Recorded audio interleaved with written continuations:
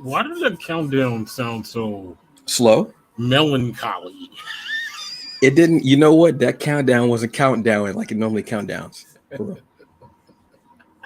If y'all know, y'all know. Y'all know. Usually it hits me. I'm like, take that, take that, take that, take that, take that, take that. This week I'm like, send in the clowns. Send in the. Never mind. Anyway, hey, what's going on? Like it matters. Like it really matters. I don't know any. I don't know any of the other songs. I'm gonna be real with you. All I know is "Send in the Clowns." It's the only part I know. It don't matter. Whatever. Hey, what's going on, folks? We gotta start the show off with something random as hell. Oh my god! Welcome to another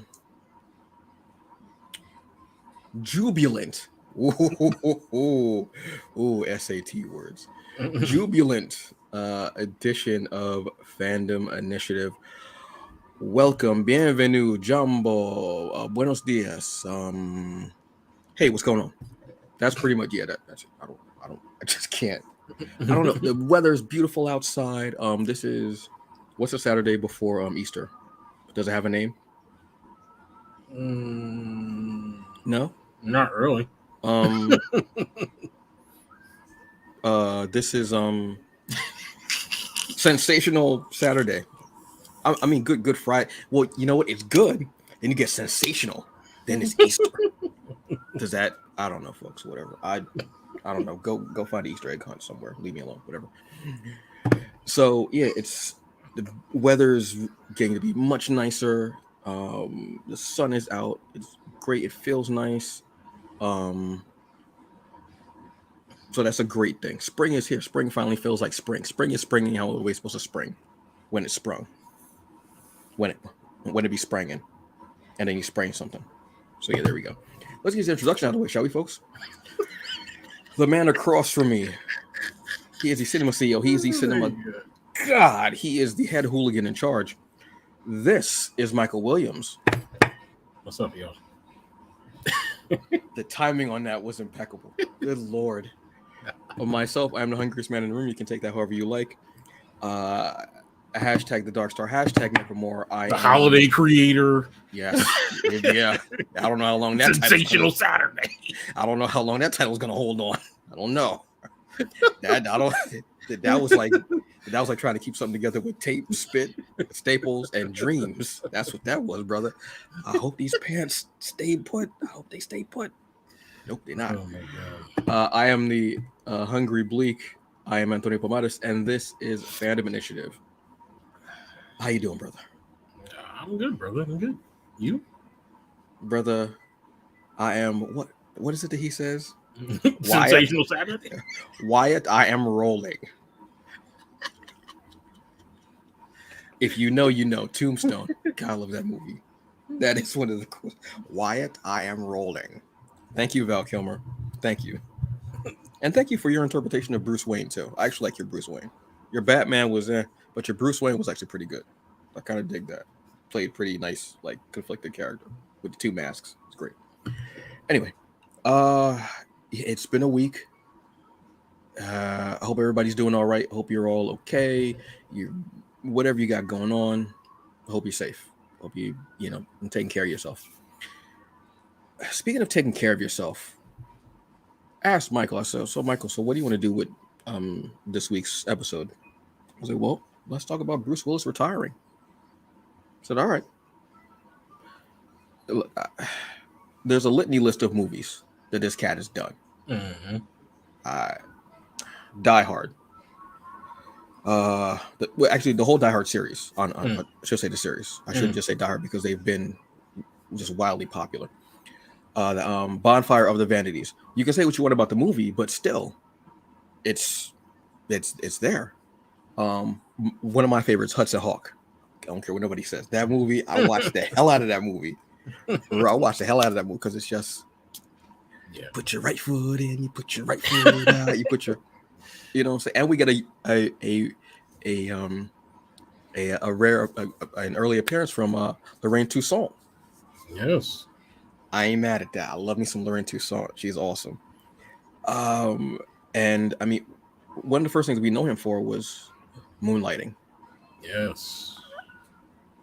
That was kind of the first will they won't they show, I want to say, wasn't it? Yeah, pretty much. Yeah. And if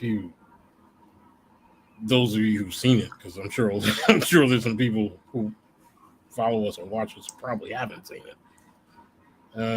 Sorry. You would know that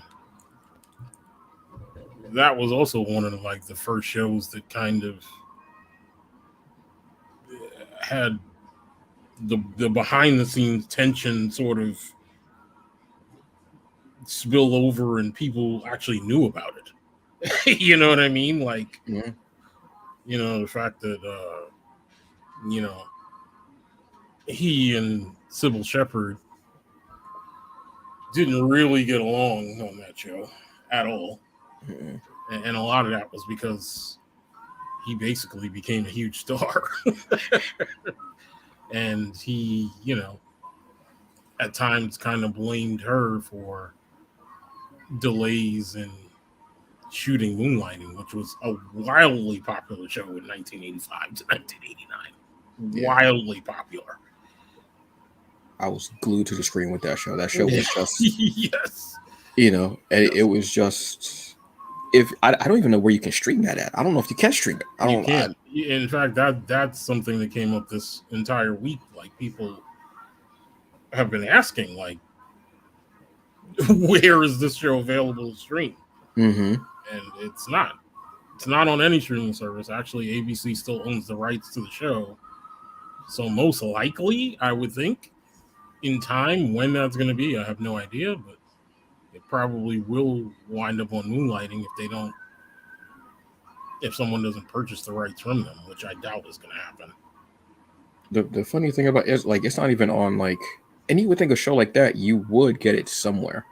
Yeah. But it's also one of those shows, like, would you really go back and watch it? And that's not me trying to be funny. I'm just saying, because that's like me saying, oh, you know what? I'm gonna go watch Remington Steele. Mm-hmm. Yeah, exactly. And again, that's not trying to be funny. Yeah. But yeah, I mean, will I will I go back and watch? Well, actually, I would actually go back and watch Stingray because Nick Mancuso. I'm just saying, like, but there are some shows that you would think about. But again, to go back and watch something that was his first huge vehicle, and propelled him forward. Yeah, I mean, that was a show that was and it was hugely popular. Like, I was glued to the screen when that came on. It was one of the first shows that I learned about seasons for a television show, because you really didn't know about seasons back then. You didn't know what have you. So it was one of that and Three's Company were the two shows that taught me about seasons and ending and reruns and then new ones coming up, stuff like that. Well, that and also Saturday morning cartoons, because they would have the Friday night before, like, they would get previews. Yeah. But yeah, this was one of those things, and then we get. I mean, the thing that even made him an even bigger star was the harmonica. Let's talk about the harmonica for a second. No, I'm just joking. But we all do remember the harmonica. He had that everywhere. We remember the harmonica. He had that harmonica everywhere. Yes. Die Hard. Christmas movie. No debate. Christmas movie. One of the best Christmas movies. And just one of the best. It started a whole trend. Again, this is one of the first of the movies of, like, okay, a guy's trapped in the building, terrorists or whatever criminals have taken over the building, bank robbers, what have you, one man against this whole army. How does he overcome these odds? You let Alan Rickman fall to the ground. That's apparently how you overcome the odds. Yeah, exactly. Exactly. Huge. Yeah, I mean, huge, beyond huge, actually. Yeah, I mean that. It's always the one for me. Like, it's always the one movie with guys like this that you kind of see, like, this guy's gonna be a huge star. Like, you knew he was gonna be a huge star from Moonlighting, and he comes off doing, towards the latter half of Moonlighting, he did a movie called Blind Date. Oh God, which people loved. because that he was great in it. Kim Basinger? and him, yeah. And then he did another movie shortly after that, called Sunset. Oh With man, Cowboy Tom Mix. damn, yeah, yeah. Yeah, and then Like he's done so much, you really forget Yeah. about a lot of it. Yeah, Jeez. and then he gets James Garner. Yeah, and then he gets a movie that literally changes his life, and that's Die Hard. Mhm. And I'm trying to think, when I saw Die Hard, I'm pretty sure I cut out of school and saw Die Hard, and I don't even think I paid for Die Hard. There was a theater on 42nd Street where you could literally go downstairs and like down this like long tunnel that you had no business going down, but then come up the other side of the stairs into the other theater. I forgot what I saw that day, but I saw Die Hard second, and I didn't even pay for Die Hard. And Back when you could theater hop. Yeah, back when you could theater hop and people didn't frown upon it or whatever. And I just knew. I was like, this guy is gonna be huge. Like Die Hard is that kind of movie. Like it's a life-changing kind of film. Like no one had ever seen a movie like that before. At least where it was like, here's this guy who's, just trying to go see his wife at a party, and then everything just sort of goes sideways, right? And then he becomes kind of this larger than life character that he manages to play how many more times in his career after Die Hard? 5? 5 more times? 2, 3, I don't know if it's 5. Wait, Die Hard 2 would die. That one, the airport one, the one with Samuel L. Jackson, the one with his son. So maybe 4 times, I want to say. 4 more times, yeah. 4, something like that. But there were, a handful of them. There were a plethora of Die Hard. Yes. A plethora. Yes. And I mean, Die Hard is a living legend even to this day. Like, reclassified as a Christmas movie, which it is. Facts. Science. It's science. I'm sorry. I even have like a they made like a children's pop-up book to Die Hard a couple of years ago.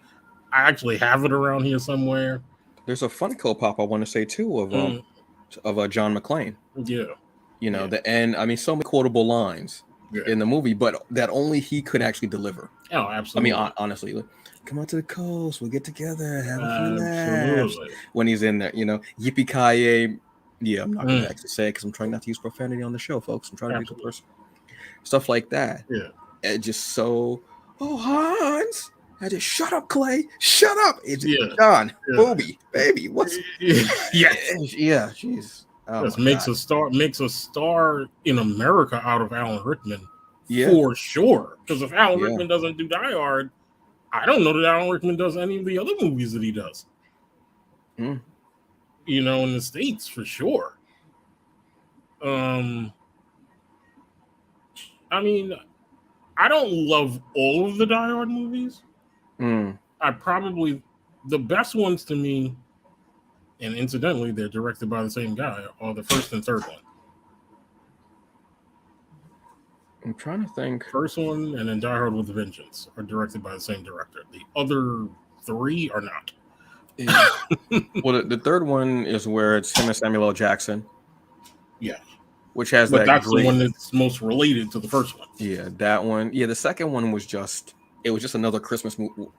Yeah, I don't know if we can classify that one as a Christmas movie. Like at a certain point, you just go, I ain't going nowhere during Christmas. I ain't going nowhere. I'm staying my ass home. Exactly. I ain't going nowhere. Exactly. The third one, the first and third one are the best.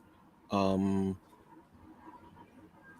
trying to even remember the other ones really, and I know that Timothy Oliphant was a villain in one of them. We also have, then we have, they totally zones.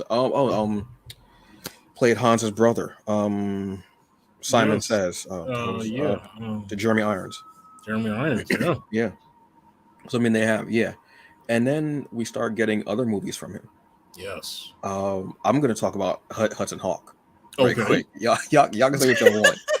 This movie had me in so many ways because it was so off the wall wacky, and you have a really like a cast. You have Bruce Willis, you have Danny Aiello, Mm-hmm. you have, I'm trying to think of who was his love interest in there. Oh my god, it's been so long since I've seen the damn movie.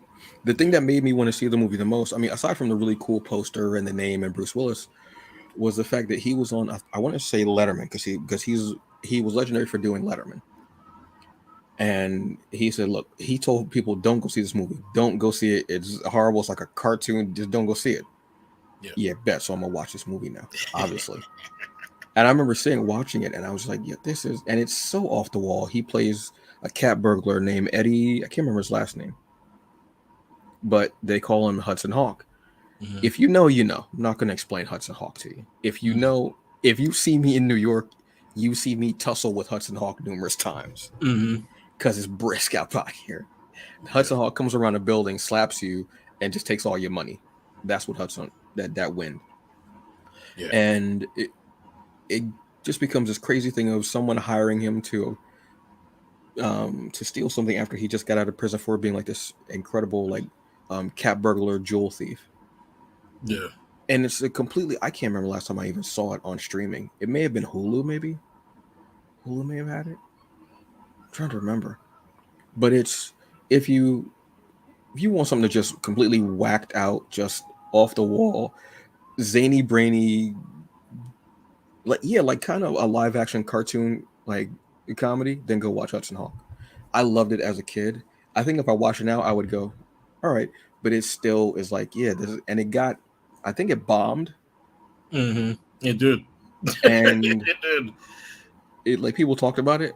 I don't care. Yeah. That movie still hit me, and it hit, and it must have made some type of imprint on things too, because when you say Hudson Hawk, people know what movie you're talking about. Yeah. Oh, absolutely. So y'all can say what y'all want. Not all bad movies that bomb are necessarily bad films. Yeah. People just didn't understand them the first time that they watched them. Yeah.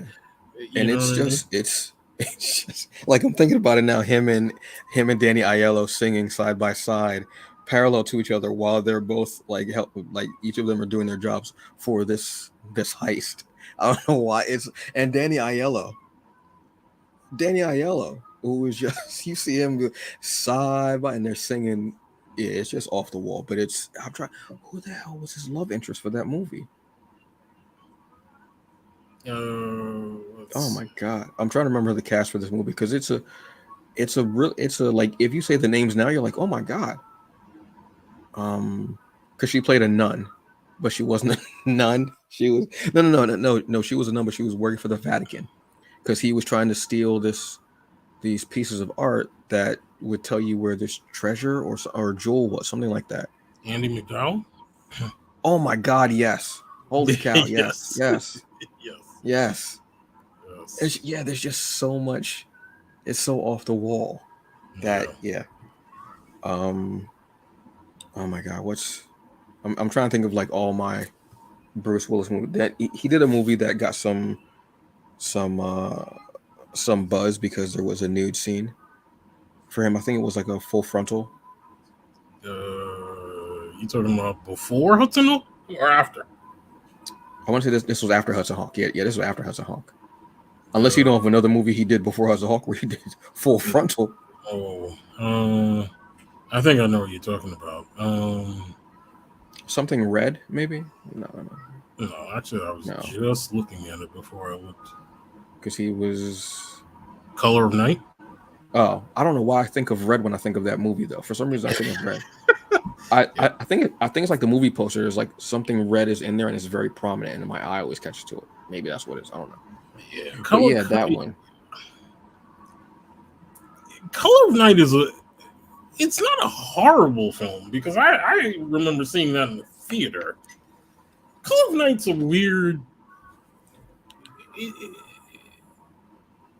I don't even know what to say about it as far as them thinking Bruce Willis, other than Bruce Willis is basically a huge star at this time. Mm-hmm.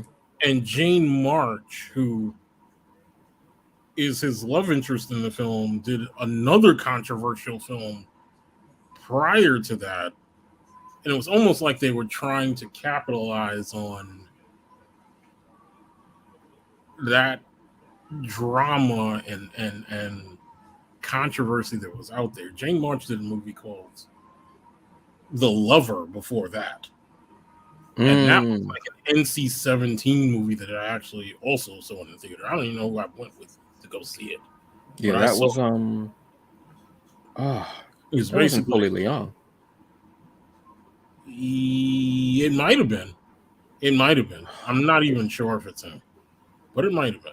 For some reason, I don't know. For some reason, I see his face on every movie poster though, because that dude is just so damn cool. Yeah, it might have been him when he was younger. Yeah. Yeah. And I feel like Jane March at the time was probably hot in Hollywood for all the wrong reasons, if you understand what I mean.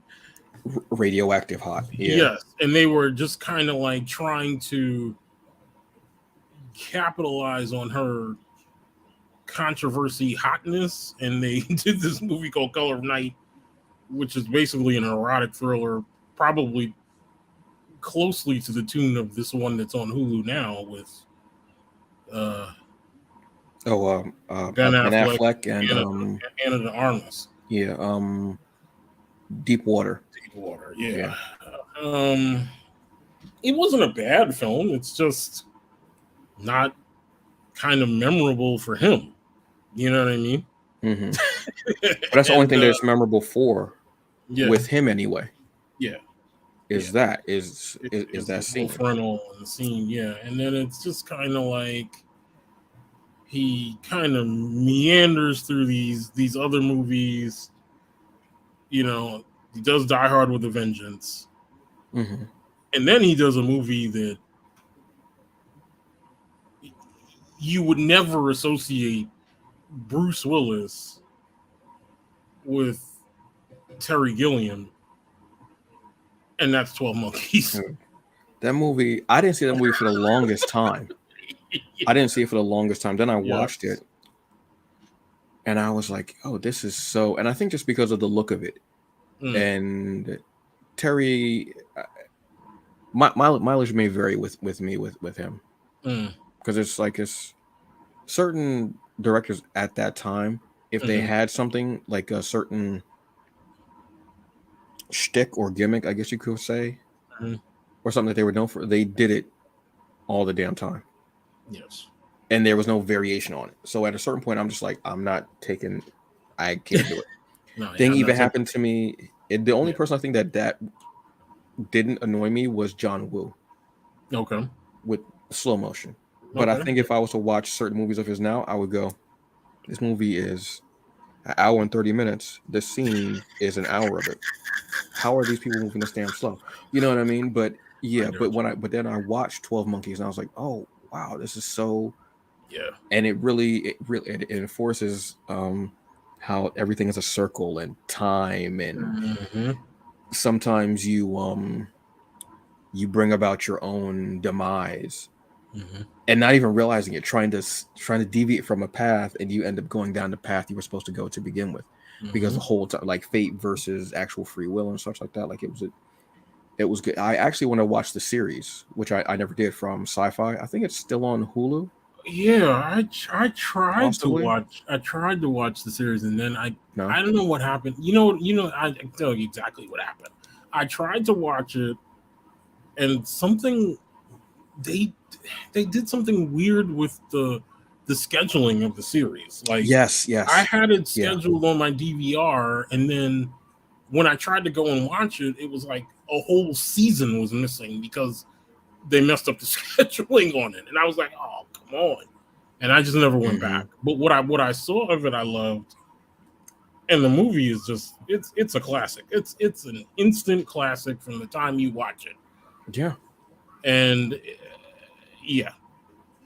and Brad Pitt going against the type of pretty boy and everything like that, and being more.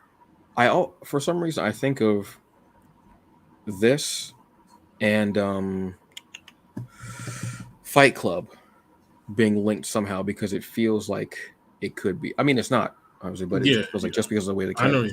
you mean. Yeah, and it just that movie was like became another like kind of iconic as well. And this is after you know Willis started shaving his head because of baldness, and back then anyway, you couldn't be bald and be in Hollywood or have like a receding hairline or anything like that. The only person who could do that was Sherman Hemsley. Couldn't nobody else do that? Yes. Well, Sherman Hemsley and Michael Chiklis. Those are the only two people. It's the only two people. Yes.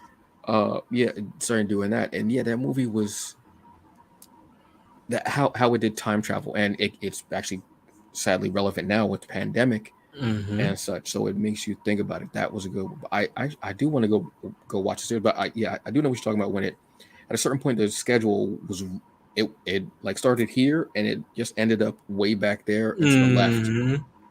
Because I think it was something about a season too. I think they changed something up.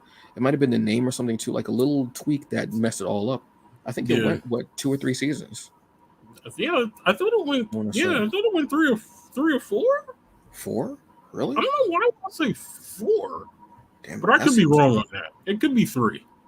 But again, the way they did it was so, and I think there was a time gap in between. No pun intended. I think there was a time gap in between them too, which made it even more awkward. Yeah, it was a mess. The sci-fi. Talk about own demise. we could do a whole show on sci-fi own demise. Yeah, at that time it was really. They changed the name. They changed like they were trying to do too much. Yeah. You know what I mean? Actually, let me see how many seasons it was. It was 4. Yeah. It was 4. But they're short seasons. Oh yeah. They're like the most is 13 episodes in the first 2 seasons. Yeah. Bet. Yes. Bet. Okay. Yeah. I'm totally gonna. Yeah. All right. Let me put that. Oh, it's already on my list. I had no idea. Perfect. Wonderful. Nice. Christopher Lloyd was in this at one point. All right. Didn't see that. Jim from Taxi. Okay. Cool. That was just a difference maker. Unfortunately, I think sometimes because of the way he acted, and the image he portrayed,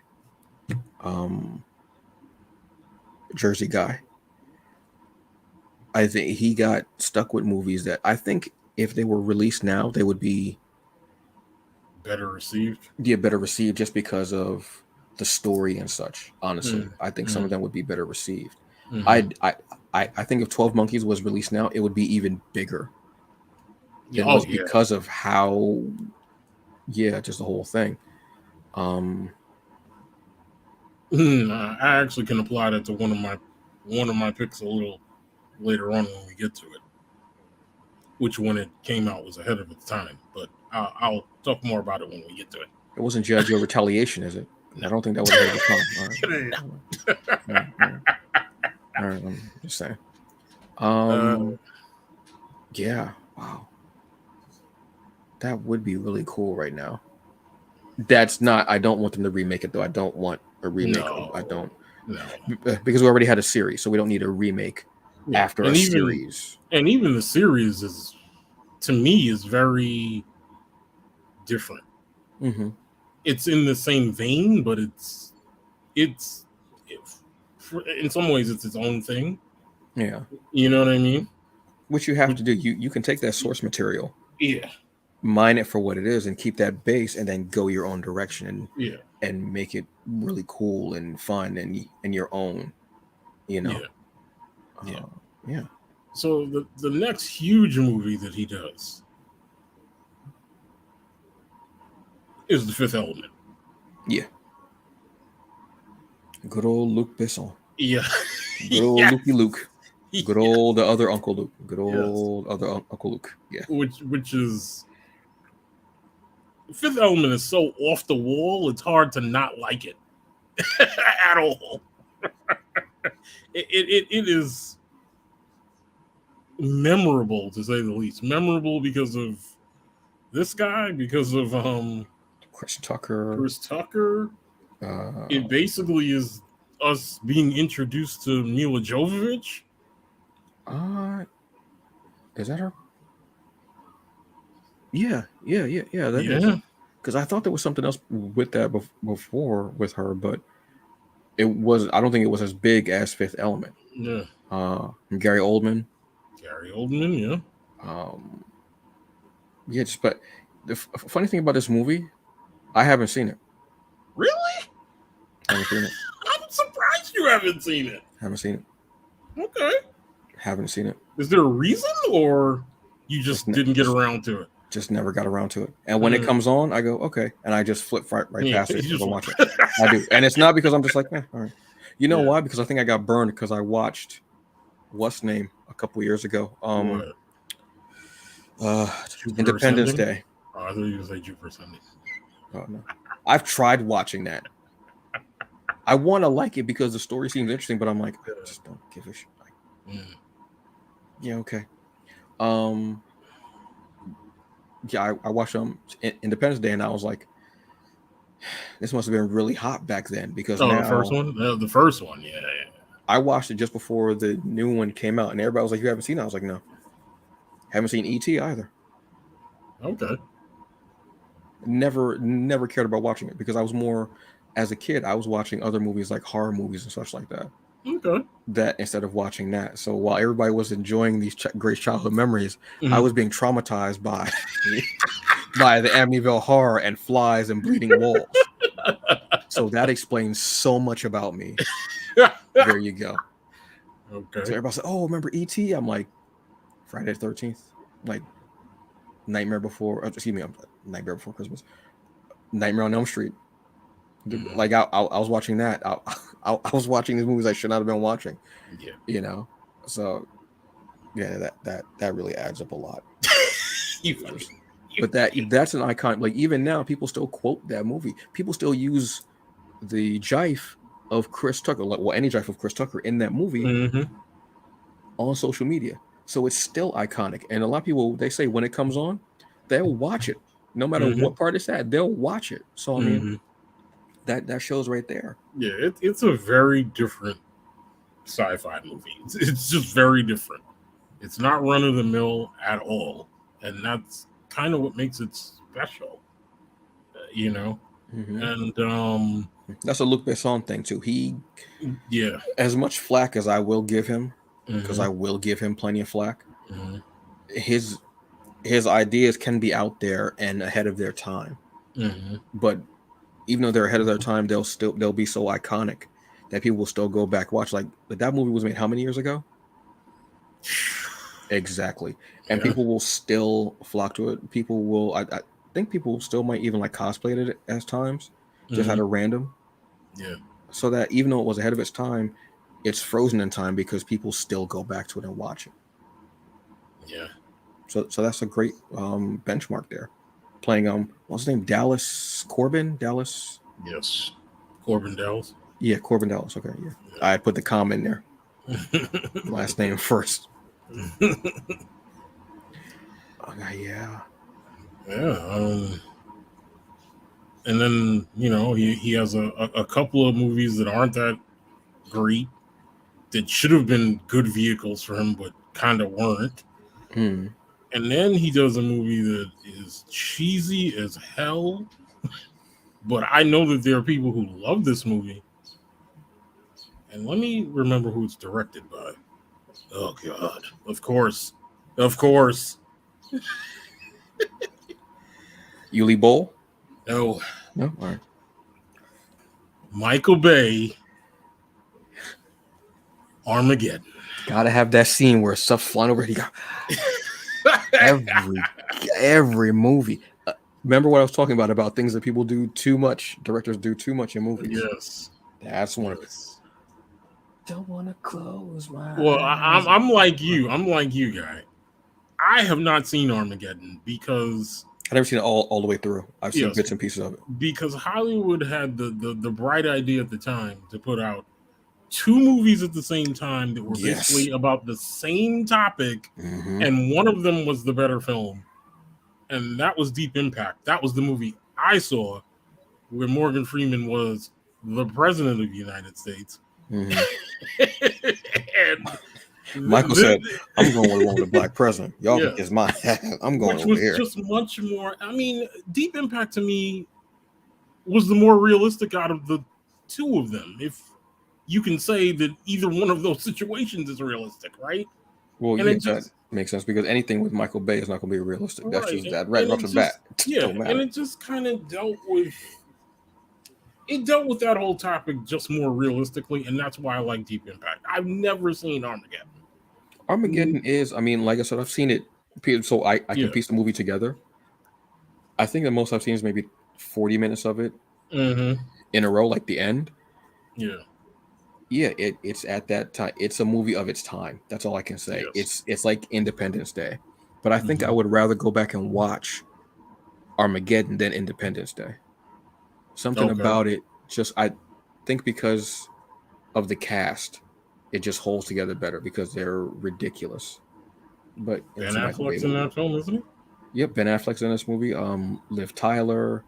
Little nepotism there with Dad having that huge hit song.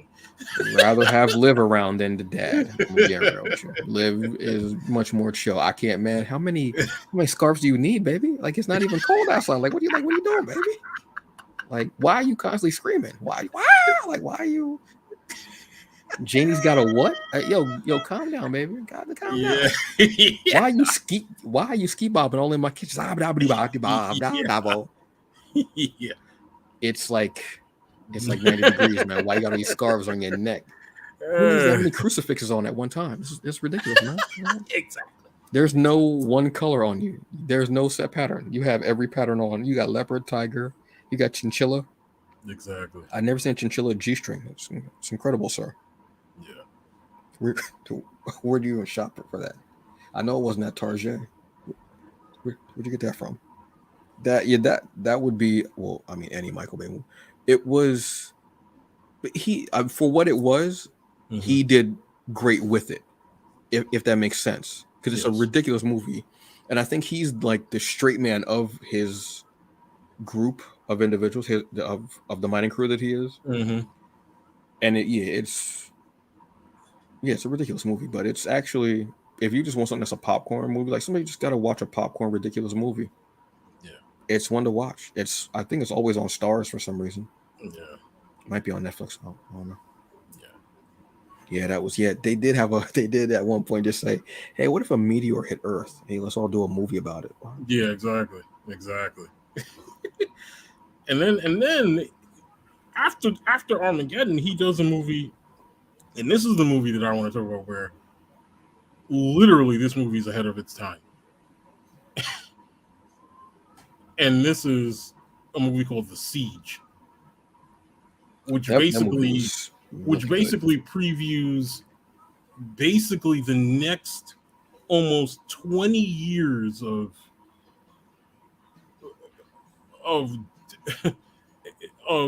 political and all sorts of relations on planet Earth. The Siege is just so on point and on time, and one of the rare instances where you have two huge stars in the same movie together, and that's Denzel Washington, who's probably a bigger star at that point than Bruce kind of is. He still is a bigger star than Bruce. Yes. So. But you also have Annette Bening. And Annette Bening, yes. Yeah, Annette, I want to make sure. The Siege is just criminally underrated. It's great, and it's on Hulu right now. I think it's on Netflix also. But this movie, I remember watching it, and Tony Shalhoub as well. Yeah, Tony Shalhoub, who I'd never watched. The hell was that TV show he did? Yeah, never, because it just seemed like it dragged on, and it just I can't take that. It's a dry ass premise. Yes, I'm just. But he's a great actor. Like I watched him in Wings. Like when I was there with him in Wings. Yeah, the Siege was one of those movies. That's one of my favorite movies of his, honestly. The Siege is literally a warning of what's gonna come. I literally that right next to like Die Hard and Hudson Hawk for me. And it's funny because he's the starring Denzel Washington, Annette Bening, and Bruce Willis, like he's like the third name, Yeah, but he's such a presence in it as that military a figure and shutting everything down and saying martial law. The movie was ahead and it was just so well done, and you get really really great acting from all four of like the main people in the story between Denzel, Annette, Bruce, and Tony. You get this really, damn man, I might have to watch it. I might have, because I've been watching FBI recently on Paramount, so someone wants to work now. Even though I have to sign in every time I use it on my PS4 now. But I'll take it if it means I get to watch actual TV on my TV. And yeah, this show was so, this movie was so, I remember wanting to watch it and watching it. And I was like, this is really, and watching it again and going, this is really, and you're not expecting that from Bruce Willis. You're not. And he gives you, there's no one-liners, there's no quips, there's no jocularity, there's no flirt. It's just him being this career military man who is issuing a martial law. And I'm like, this is cool as shit, man. Yeah. Oof, yeah. That might be his best acting role. Yeah, I want to say. I would agree with you there. There's actually one other movie that's coming up that I probably think he's also really, really good in, but I'll mention that when we get to it. But after that, he basically becomes M. Night Shyamalan's muse. He gets Unbreakable in 2000, which still to me is among M. Night Shyamalan's best movies, and it's just a really good movie. Like, period. Like, being able to kind of deconstruct the whole superhero, which basically is kind of funny, right? It's ahead of its time. It basically deconstructs the whole superhero myth thing that we love now almost, 8 years ahead of time? You know what I mean? It just goes much deeper into it. It definitely gives you that deepness of it. And then to end up doing an unseen trilogy. Yes. Between Unbreakable, Split, and Glass. Which we could never have even known was going to happen in 2000. No. Right? Like, it was just like, oh, well, we saw Unbreakable and we're like, oh, okay, this is a good movie. You know what I mean? Like, we didn't think at all there was a possibility that could happen. Well, we did, especially watching Split and then seeing the end. Yeah. And it being an after credit scene. Which normally you would think that it would be a parody of an after credit scene, but it's not. It's saying, okay, well, if this is what you guys are doing now, let me do this and let me like really just knock this one out of the park. Yeah, exactly. And him still having the like the uniform for like the what was he, like a zookeeper or something like that? No. It was something with a bit, because he was still like a security guard, some type of thing like that, because that was his job to begin with. Yeah. And that movie, all three of them, like even if you watch them back to back, which I think it's much better that you didn't get that. I think it's great that you had to wait so many years in between, because you're not thinking of it. It's the last thing on your mind. You're not even thinking about M. Night Shyamalan like that. Yeah. And then you see it and you go, wait, what? And it just throws it out. Those movies are just really good. Then you have, the one that really, that people kept going on. Have you seen it? Oh, no, that's where Spoiler really came from. Yeah. And you have The Sixth Sense. Oh my God. Which is just, that was a huge game changer, and one of those movies where you have to go, and it actually did like influence a lot of other horror movies, suspense movies, what have you, where you have to look back at things and go, oh wait, I missed. Oh wait, yeah. I'm glad. That. Yeah, I'm glad you said that about Spoiler, because I think The Sixth Sense, more than any movie that I can remember in a very long time, almost sort of created this like subgenre of people wanting to break down movies. Like I think that was the first movie that just kind of like put people's brains in overdrive. And I mean, you look at it now, look at it on YouTube. Like we break down everything on YouTube. Movies, trailers. You know what I mean? Like, well, it's gotten, yeah. it's made people scrutinize things too, as you all know. It annoys the hell out of me. Yeah. To be that just, and everybody's trying to figure things out. It was one of those movies where you just watched it, you didn't try to figure it out, you just watched it and you were like, oh my god, wait. And you got this incredible payoff of a story that you got actually within the first 5-7 minutes of the movie. You actually got the payoff, you just didn't know it. Yep. Shout out to Mark Wahlberg too, because who knew that was him? As you like, wait, what? That's Mark Wahlberg? What? Yep. But just that whole thing, and also Toni Collette. So you get so much from that movie. It changed not just again the way that we think of movies and such like that and storytelling, but yeah, the way that you look at things. And some of you over obsess and analyze. Yeah. Yes. I don't. It's so friggin' annoying. And now we got people say, "Oh, I figured out in the first few minutes." Nobody asked you. Nobody cares. Yeah. You don't get a free movie ticket for that, jerk. Just sit down. Yeah. Whatever. And I was going to throw another movie quickly out there that I was saying that I think is also one of his best sort of acting works. And that's a movie, I don't know if you've seen this, brother. It's a movie called Tears of the Sun. I've seen that numerous times. Have you? Good. Seen a movie numerous. One of the most heartbreaking movies. Yes. To see for him, it's him and his team of SEALs going in to rescue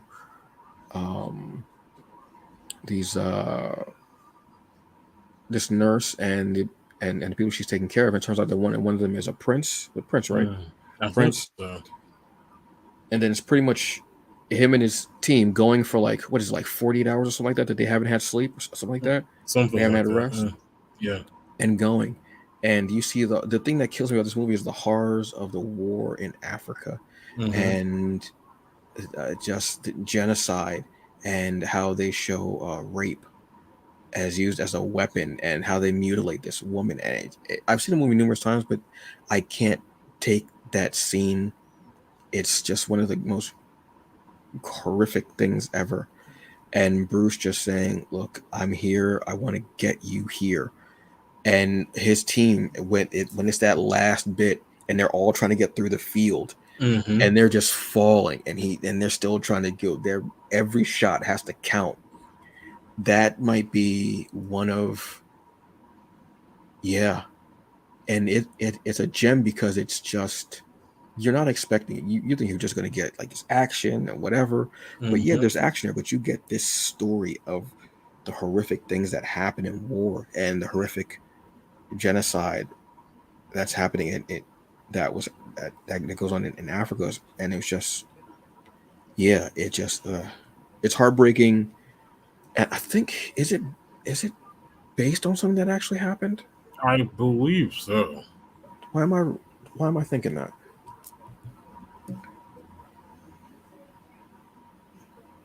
It might be loosely based on. Like loosely based on something that happened. Like obviously that's not good. I don't think that's a real story. Yeah, but something loosely based on something that happened. Maybe the war in Rwanda or something like that. Yeah. But but that's a good, and it's an ensemble. Yeah. Cast. Where Walker's kind of does. Film. Yeah, because Monica Bellucci. Just who I'm. God. Yes. Yeah, but you would think because he's the biggest name that he would be the star, but it's like this ensemble piece where he kind of blends in with it, and they all take their own turns. But that movie was, I've seen it numerous times. I've seen it on like basic cable, and I've seen it on premium. cable services and streaming services such like that, just because it's a good movie. But when that scene comes up, I have to like just turn away because it's just the brutality of it is great. But yeah, that is another one that was a great one of his. Yeah. I mean, there's so many. There's a string of them, you know, and you know, sometimes you have to just. I think he started doing just the movies that he's been doing the last, 5-6 years, something like that. Yeah. Just as a cash grab, which I can't be mad at him for that. Yeah. You know, just to build up for retiring and for having an illness. Yeah.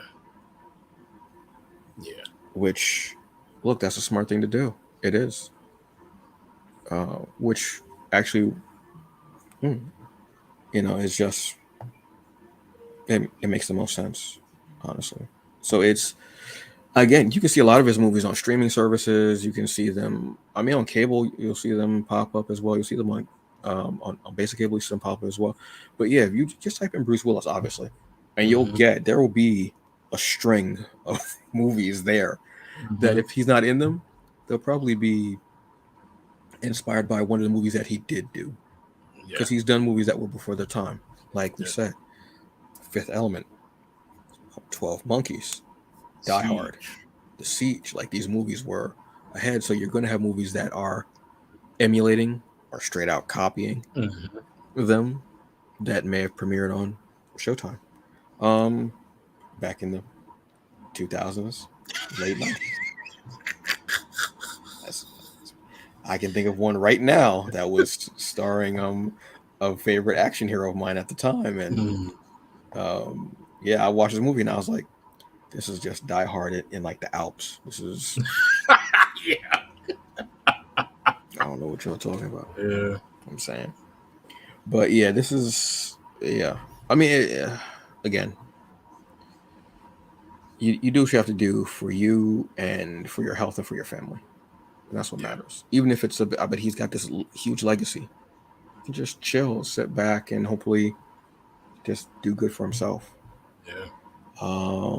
Real quick, two of the comics that I got to read this week, which are great. One is one that's maybe within the last 8 months. I just read it recently and knocked me the hell out. It's called A Righteous. I love this title. A Righteous Thirst for Vengeance. Long ass title, but yeah. This is from excuse me. This is from Image Comics. This writer is Rick Remender. Artist is Andre Lima Arahu. Colorist is Chris O'Halloran. Letterer is Russ Wooten, and design is Erica Schnatz. This guy, who looks a lot like Benedict Wong, and I think that might be on purpose. Because if you know Benedict Wong's history, as far as Deadly Class and Rick Remender, there's a reason. So maybe this will get made into something and we'll get him as a lead. This man is trying to look for this house. He's looking for this house to talk to his family. It's a rainy day. It's just been a long day. Takes a bus, has to take another bus, finally gets there, goes into the house. Well, he knocks on the door. No answer. Goes to push the door. Door opens up. He goes in the house. He's looking around. Sees the family brutally tortured and murdered, sadistically. He's looking around. He's like, what the hell? Then he realizes, wait, I'm here. He goes and takes a handkerchief and wipes off all of his fingerprints off of everything. And that's how it ends.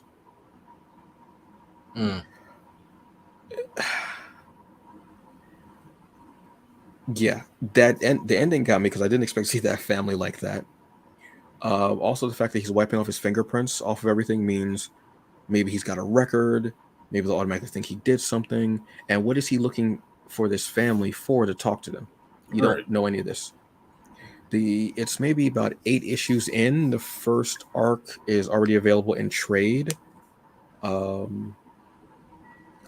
have to keep going with this because I was like, what the hell? And it was so out of nowhere, kind of, because there's a moment when he's in a store where you think something's not right. And that's all I'll say about it. but this is definitely one to go check out. Like I said, A Righteous Thirst for Vengeance, and the covers are absolutely beautiful too. The covers are beautiful. But Rick Remender, obviously, and it's vengeance. I love like stories about revenge and revenge. So yeah, and like I said, why was he going to talk to his family? Why are you wiping your hand? I can understand wiping your fingerprints off, obviously, but then I'm like, why was the family murdered? Mm-hmm. What the hell were you talking? What did you want to talk to him about? What has happened before this that caused this to happen? Yeah, I'm in. Give it to me. The next one, this is a new one. This is A Town Called Terror. This is also from Image Comics. This is writer Steve Niles, artist Simon Kudrensky, and letterer Scott O. Brown. Husband and wife are home in the middle of the night. These men, like paramilitary, crash through the window, drug her, like shoot her with a dart, gets in the neck, drug her, snatch him. Next day, she goes to report the crime. There's no videotape of it. It's all like been doctored. Everything was cleaned up. There's no sign. It hasn't been 24 hours either. So she goes, okay, so at the end of 24 hours, she calls and she reports, oh, my husband has been kidnapped. The guy goes, okay, well, we'll figure it out. Meanwhile, the husband was taken, apparently back to his hometown, a town called Terror. Nice. And the man who's taken him, the man who's driving him, knows him. He's the family servant or chauffeur or something like that. Mm-hmm. We also get a scene straight out of The Reanimator. We see a torso on the on a slab, a table slab. Mm-hmm. Then we see this assistant butler putting the leg back on, putting the arm, everything, then putting the head back on. And once the person gets up, they say, next time put the head on first. I say, wait, so this happened before? Hold on. Wait a second. Hold on. Wait. And why do you think? And why do you think there's going to be a next time? Hold on. Wait. I have a lot of questions. Mm-hmm. So you definitely got me in there. You've got this wife trying to figure out what happened to her husband. You have what the hell is your family into? Where this is what happens, and the denizens of this town. What goes on with this? Why did you leave? Mm-hmm. Were you running from this thing of whatever your family is? What can you do that? Or do you have some other grotesque gift? Yeah. What the hell? So yeah, and I was just in a horror movie. I saw it and I was like, let me just because I've been reading more, because I've been able to read more with things getting better. And I was like, let me grab this one too. I grabbed it and I was like, what the because I read a Righteous Thirst for Vengeance, and then I read this and I was like, y'all messing me up with these comics. I gotta read some superhero week, because y'all done messed me up with these stories are wild. Also, the titles are extremely long, but they are great comics. Like I said, A Righteous Thirst for Vengeance, I want to say, is in maybe 8 issues. A Town Called Terror debuted this week. First issue, I'd recommend them both. But right now, we're going to go into our Just a Thought. And Michael has Just a Thought on. Oh, that's supposed to say work personal balance, not word personal balance. It is not a. It is Word. Not Yeah. word. You good, balance. You good? Word. Personal balance. No. There, that's better. Yeah, I mean, I think this just kind of struck me when, Bruce Willis was kind of forced to retire because he has a cognitive disease.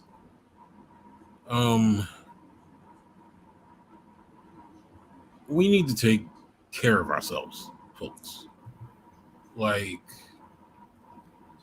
and I'm not saying that you run to the doctor every time, you have a hangnail. That's not what I mean. What I mean is, if you have an ache or a pain that wasn't there last year or the year before last, or something like that, and it is of any concern to you, you should go get it checked out. And I know that there are people who say that they don't like doctors, especially now, or they have some type of, you know, unfounded gripe with science. But honestly, it's better to go get it checked and have them tell you that there's nothing wrong than for you to chalk it up to being, you know, the WebMD crawler and try to diagnose yourself, and it could be something much, much more serious. And I'm not saying that this happened to Bruce Willis at all. I mean, I think Bruce had a very long career, and who knows? I mean, who knows? The cognitive disease maybe runs in his family. Who knows? Nobody knows. And it's unfortunate that, this guy who's given us all of this art to sort of look at post retirement cannot really do what he enjoyed doing anymore. Right. But I think it just struck me to be like, life is short. We all know life is short. And we found that out the hard way this last 2+ years of being in this pandemic. Right. And, to me, it's just about, go get yourself checked out. Take time for yourself. Take time to, say what you want to say to loved ones and people who matter to you. Like, because you never know. You never know when that all can be taken away from you. Like, that can be taken away from you in the blink of an eye. Literally. And it's the truth. Literally. And, I mean, we and I think I speak for me and my co-host here. I mean, we want people to be okay. Like, there's so much stuff going on in the world right now. We want you guys to be the best versions of yourselves, right? And, this isn't us preaching about, eat the right way and exercise and all that other stuff. Like, that stuff comes in time. Like, that's stuff that you have to kind of commit to, and it's not something that happens overnight. But to me, I felt like those things always kind of started with you having a relationship with your physician or a relationship with whoever you go to see to, deal with wellness and things like that. And just kind of understanding that that person is there to help you. They're not there to kind of hinder you, like, just be good to yourselves at the end of the day, because who else is going to do that for you? You have to be the person that makes the first step. If you want to change things, you have to be the person who makes that step to start the catalyst of change in your life. And yeah, I mean, that's pretty much all I can say to that point. That's very true. Man, look, you just have to take care of yourselves, and something don't feel right, and it's something that you've never had before, and you're like, that's new. It's new, but that don't mean that it's a good thing. Go and exactly. Get that. It's not like a good new. It's not the new. That's what I'm saying. It ain't like, oh, a new TV. Oh, a new car. Oh, I got a new watch. It's not that kind of new. It's not that. It's a new. Hey, that a new pen is like, oh, hey, that's a new pen. I don't remember that one being there yesterday. Yes. And at a certain age, I'm not trying to be funny, but you wake up, you're like, oh, that wasn't there yesterday. I know that wasn't. No, that wasn't there Tuesday. That happened Wednesday morning. Exactly. Because unfortunately, at a certain age, yes, we do, and people laugh at that statement. Must have slept wrong. Yeah, something happened in your sleep where you just nope. The baby, call the doctor. Can you? Yeah. No. Yeah. My hip slipped. I don't know what happened. Something don't feel right. Yeah, folks. Father Time is undefeated, folks. That's right. Yep. Eternity NO. He the real world champion. He out here just Eternity NO. Beating the Undertaker streak. I know that. That man's out here. And Eternity NO on everyone. Not just a certain streak of people, everybody. Your great granddaddy didn't beat him. Oh, exactly. And your great grandmother made the really good biscuits. She didn't beat him either. She didn't. Trust me. Trust me. You don't want a War Games match with Eternity. You definitely don't. You gonna try slap fighting? All right, go ahead. That's gonna be the last time you try anything. You gonna wake up skibbity boop. That brother gone. Skibbity boop. Brother's gone. That's it. So what happened to George? Dude tried to go up against Eternity. What happened? Father Time was like Eternity NO. You better recognize. I mean, there was a lot of slow singing flower parade. That was it. That's it, man. When you hear that, them brothers with the casket was dancing like had that casket on their shoulders. They was like just bebop. It was like killing it.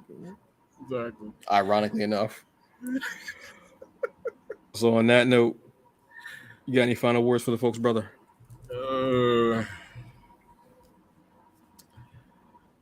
Just keep enjoying all this good content we have out here. There's a lot of it. Would you say a plethora? A plethora of content. Young Justice. There's stuff we haven't even talked about. Halo. That's been like under the radar. Yeah. That Dirty Black Bag. 61st Street, I think it's called. That started on Amazon. 61st Street on AMC. Oh yeah. I've been watching on Amazon. There's another one. Something Beyond Range or something like that, which is like a Western, like a modern day Western kind of thing about a ranch. Starring Josh Brolin. It's a series on Amazon as well. I'm like, when did Thanos / Cable? Yeah. When did you? Yeah. What the hell? So I mean, there's a bunch of stuff that we aren't even haven't even gotten to talk about that's out there. That it pops up every week. There's something new. So just explore. Like I've been exploring Amazon lately, and I've just been like, oh wow, just so many. If you enjoy like BBC shows, there's a bunch of them on there. Yeah. There's New Zealand. There's so many things out there. So go check everything out. Or I mean, you can't check everything out, but stray off your path a little bit. You know what I mean? And go with services that you don't normally go with. Like I said, a lot of stuff's on there. There's a lot of stuff that's on Peacock. I was like, where all this come from?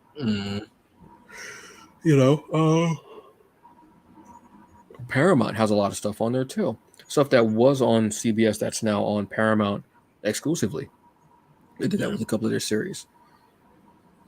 If you maybe don't have the pockets for something, Tubi. No. IMDb TV is free. What's the other one that's free?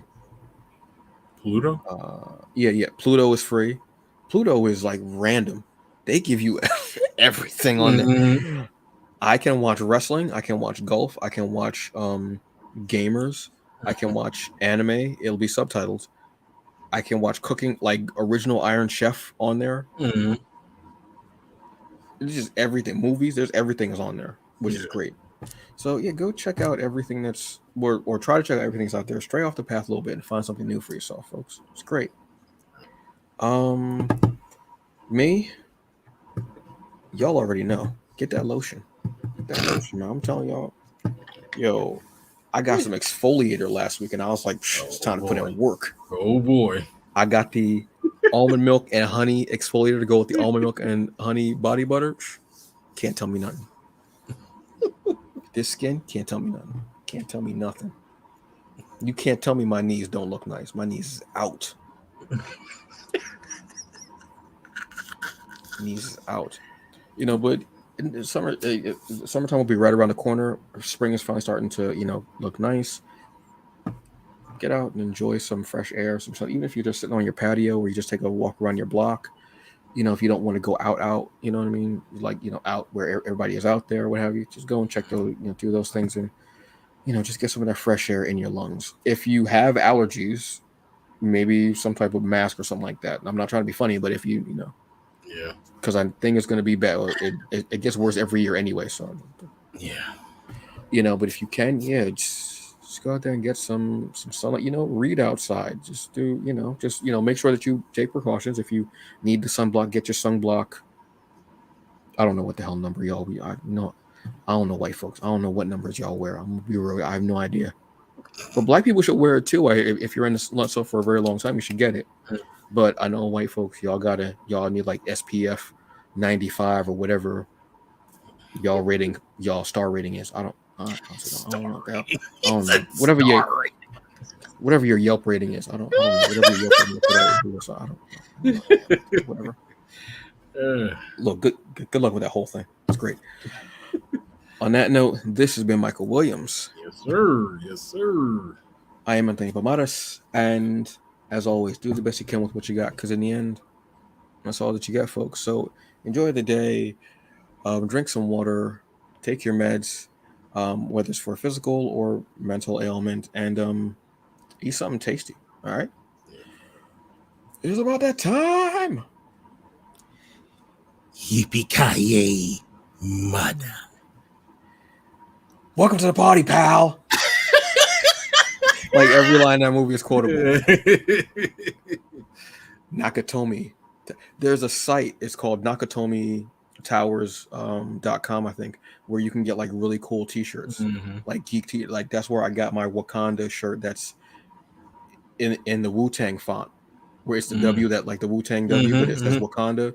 I got it from there. Like the fact that your movie is inspired the name of this site with these geek and fandom T-shirts is just awesome. Nakatomi Towers. Remember Christmas. You're all right. You can't say you're have chapped knees. You can't. You can't. All right, y'all. Shoulder shaking. Peace.